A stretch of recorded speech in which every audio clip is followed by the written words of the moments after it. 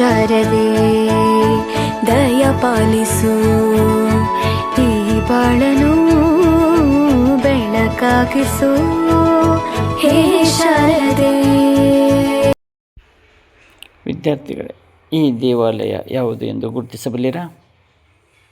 ಇದು ಎಲ್ಲೋರಾದ ಕೈಲಾಸನಾಥ ದೇವಾಲಯ. ವಿದ್ಯಾರ್ಥಿಗಳೇ, ಈ ದೇವಾಲಯವು ಯಾವ ರಾಜಮನೆತನಕ್ಕೆ ಸೇರಿದೆ? ಇದು ರಾಷ್ಟ್ರಕೂಟರು ಸಾಮ್ರಾಜ್ಯಕ್ಕೆ ಸೇರಿದ ದೇವಾಲಯ. ವಿದ್ಯಾರ್ಥಿಗಳೇ, ರಾಷ್ಟ್ರಕೂಟರ ಕೊನೆಯ ಅರಸ ಯಾರು? ರಾಷ್ಟ್ರಕೂಟರ ಕೊನೆಯ ಅರಸ ಎರಡನೇ ಕರ್ಕ. ಈ ಎರಡನೇ ಕರ್ಕನನ್ನು ಸೋಲಿಸಿದವರು ಯಾರು? ಈತನನ್ನು ಸೋಲಿಸಿದವರು ಇಮ್ಮಡಿ ತೈಲಪ. ಇವರು ಕಲ್ಯಾಣ ಚಾಲುಕ್ಯ ಸಾಮ್ರಾಜ್ಯದ ಸ್ಥಾಪಕರು ಕೂಡ ಹೌದು. ಎರಡನೇ ತೈಲಪನು ಎರಡನೇ ಕರ್ಕನನ್ನು ಸೋಲಿಸಿ ಕಲ್ಯಾಣ ಚಾಲುಕ್ಯರು ಎಂಬ ಹೊಸ ಸಾಮ್ರಾಜ್ಯವನ್ನು ಸ್ಥಾಪಿಸಿದನು. ಒಂದನೇ ಸೋಮೇಶ್ವರ ಈ ವಂಶದ ಪ್ರಸಿದ್ಧ ಅರಸ. ಇವರು ಒಂದು ಹೊಸ ನಗರವನ್ನು ನಿರ್ಮಿಸಿದರು. ಅದಕ್ಕೆ ಕಲ್ಯಾಣ ಎಂದು ಹೆಸರಿಟ್ಟರು. ಅದೇ ಇಂದಿನ ಬಸವ ಕಲ್ಯಾಣ. ಈ ಒಂದನೇ ಸೋಮೇಶ್ವರನ ಕಾಲದಲ್ಲಿ ಚೋಳರ ವಿರುದ್ಧ ಕೊಪ್ಪಂ ಎಂಬಲ್ಲಿ ಯುದ್ಧ ನಡೆಯುತ್ತದೆ. ಅದರಲ್ಲಿ ರಾಜಾದಿರಾಜ ಚೋಳನನ್ನು ಸೋಲಿಸಿ ಒಂದನೇ ಸೋಮೇಶ್ವರನು ಗೆಲುವು ಸಾಧಿಸುತ್ತಾನೆ. ಒಂದನೇ ಸೋಮೇಶ್ವರನ ನಂತರ ಅವನ ಮಗನಾದ ಆರನೇ ವಿಕ್ರಮಾದಿತ್ಯನು ಈ ವಂಶದ ಅತ್ಯಂತ ಪ್ರಸಿದ್ಧ ಅರಸ. ಶೂರ, ಒಳ್ಳೆಯ ಆಡಳಿತಗಾರನಾಗಿದ್ದನು. 1076ರಲ್ಲಿ ಈತನು ಚಾಳುಕ್ಯ ವಿಕ್ರಮ ಶಕೆಯನ್ನು ಆರಂಭಿಸಿದನು. ಈತನು ಹೊಯ್ಸಳ ಅರಸ ವಿಷ್ಣುವರ್ಧನನನ್ನು ಸೋಲಿಸಿ ಹೊಯ್ಸಳರ ಬಂಡಾಯವನ್ನು ಅಡಗಿಸಿದನು. ಶ್ರೀಲಂಕಾದ ವಿಜಯಬಾಹುವಿನೊಂದಿಗೆ ಸಂಪರ್ಕವನ್ನು ಹೊಂದಿದ್ದನು. ನಾಲ್ಕನೆಯ ಸೋಮೇಶ್ವರನ ಕಾಲದಲ್ಲಿ ಕಲ್ಯಾಣ ಚಾಲುಕ್ಯ ಸಾಮ್ರಾಜ್ಯವು ಅವನತಿಯ ಹಾದಿಯನ್ನು ಹಿಡಿಯಿತು. ಈ ಕಾಲದಲ್ಲಿ ಕಲಚೂರಿಯ ದೊರೆ ಬಿಜ್ಜಳನು ನಾಲ್ಕನೆಯ ಸೋಮೇಶ್ವರನನ್ನು ಸೋಲಿಸಿ ಕಲಚೂರಿ ಸಾಮ್ರಾಜ್ಯವನ್ನು ಸ್ಥಾಪಿಸಿದನು. ಈ ಸಂದರ್ಭದಲ್ಲಿ ಸಾಮಾಜಿಕ ಒಂದು ಕ್ರಾಂತಿಯ ಹರಿಕಾರನೆಂದು ಪ್ರಸಿದ್ಧನಾಗಿರುವ ಬಸವಣ್ಣನವರು ಬೆಳಕಿಗೆ ಬಂದರು. ಸಾಮಾಜಿಕ ಕ್ರಾಂತಿಯಿಂದ ಬಸವಾದಿ ಶರಣರ ಮೌಲ್ಯಗಳು ಜನಸಾಮಾನ್ಯರಿಗೆ ತಲುಪಲು ಸಾಧ್ಯವಾಯಿತು. ಬಸವಣ್ಣನವರು ಕಾಯಕ ತತ್ವ ಮತ್ತು ಶಿವಭಕ್ತಿಯ ತತ್ವವನ್ನು ಜನತೆಗೆ ತಿಳಿಸಿದರು. ಕರ್ನಾಟಕ ಸರ್ಕಾರವು 2024ರ ಫೆಬ್ರವರಿ 13ರಂದು, ಅಂದರೆ 13/2/2024ರಂದು ನಮ್ಮ ಕರ್ನಾಟಕ ಸರ್ಕಾರವು ವಿಧಾನಸೌಧದ ಆವರಣದಲ್ಲಿ ಬಸವಣ್ಣನವರ ಭಾವಚಿತ್ರವನ್ನು ಅನಾವರಣಗೊಳಿಸಿ ಬಸವಣ್ಣನವರನ್ನು ಕರ್ನಾಟಕದ ಸಾಂಸ್ಕೃತಿಕ ನಾಯಕ ಎಂದು ಘೋಷಣೆ ಮಾಡಿತು. ಕಲ್ಯಾಣ ಚಾಲುಕ್ಯರು ಬಾದಾಮಿಯ ಚಾಲುಕ್ಯರ ರೀತಿಯಲ್ಲಿ ಉತ್ತಮವಾದ ಆಡಳಿತವನ್ನು ನಡೆಸಿದ್ದರು.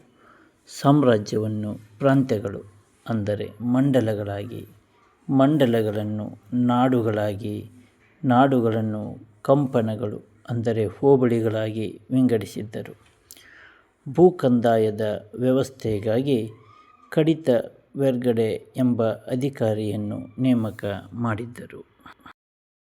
ಕಲ್ಯಾಣ ಚಾಲುಕ್ಯರು ಗದ್ಯಾನ, ಪೊನ್ನ, ಸುವರ್ಣ ಎಂಬ ನಾಣ್ಯಗಳನ್ನು ಟಂಕಿಸಲು ಲಕ್ಕುಂಡಿ ಹಾಗೂ ಸೂಡಿಗಳಲ್ಲಿ ಟಂಕಶಾಲೆಗಳನ್ನು ನಿರ್ಮಿಸಿದ್ದರು.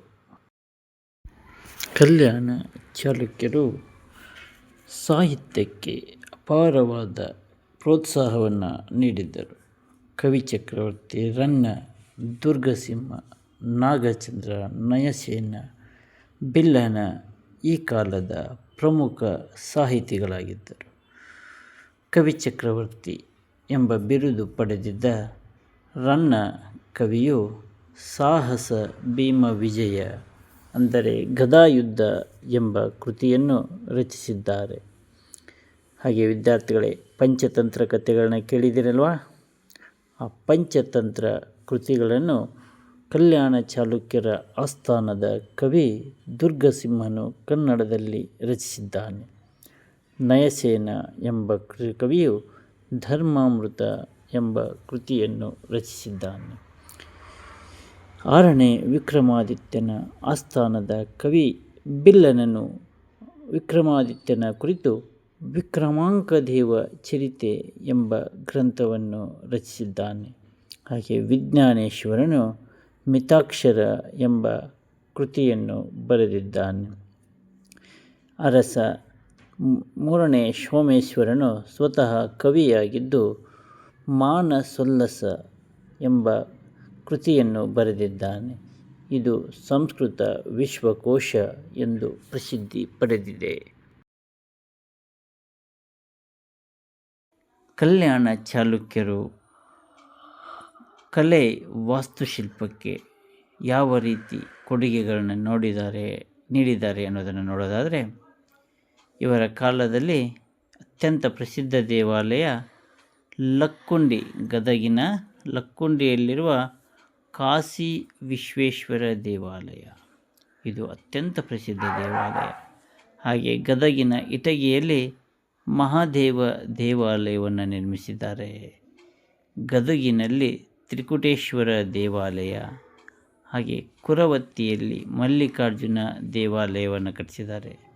ಒಂದು ವಿಶೇಷ ಅಂದರೆ ಈ ವಂಶದ ಅರಸರು ನೂರಾರು ದೇವಾಲಯಗಳನ್ನು ನಿರ್ಮಿಸಿ ಕನ್ನಡ ನಾಡನ್ನು ಕಲೆಗಳ ಬೀಡನ್ನಾಗಿ ಪರಿವರ್ತಿಸಿ ಅಮೂಲ್ಯ ಕೊಡುಗೆ ನೀಡಿದ್ದಾರೆ.